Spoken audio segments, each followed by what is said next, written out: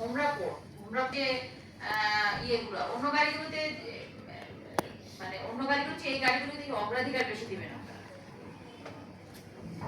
কারণ একটা গাড়ি যদি 50 লিটার তেল দেয় ও তো মাঝখানে যে আবার মানে পথের মধ্যে দাঁড়িয়ে যাবে। আবার পথের মধ্যে যদি পেট্রোল পাম্প না পায় বা সেখানে যদি পাওয়ার পর সে যদি পেট্রোল না দেয় মানে ডিজেল যদি না দেয় তাহলে তো ও কাঙ্ক্ষিত মানে নির্দিষ্ট তার মানে স্থানে পৌঁছতে পারবে না।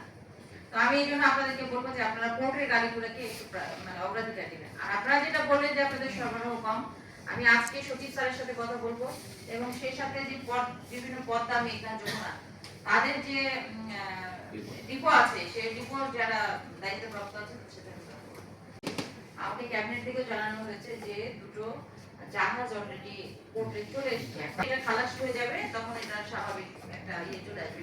এবং তেল সরবরাহের ক্ষেত্রে আমাদের ম্যাজিস্ট্রেটরা কিন্তু ভিজিলেন্সে থাকছে, প্রত্যেকটা তেল পাম্পে ভিজিলেন্সে থাকছে। আমরা আরেকটা বিষয় বলবো যে আমরা কিন্তু ইতিমধ্যে কয়েকটা তেল পাম্পে ওজনে কম দেওয়ার অভিযোগ আমরা পেয়েছি এবং আমরা এটা মেপেও দেখেছি যে আসলে এখানে ওজনে কম দেওয়া হচ্ছে।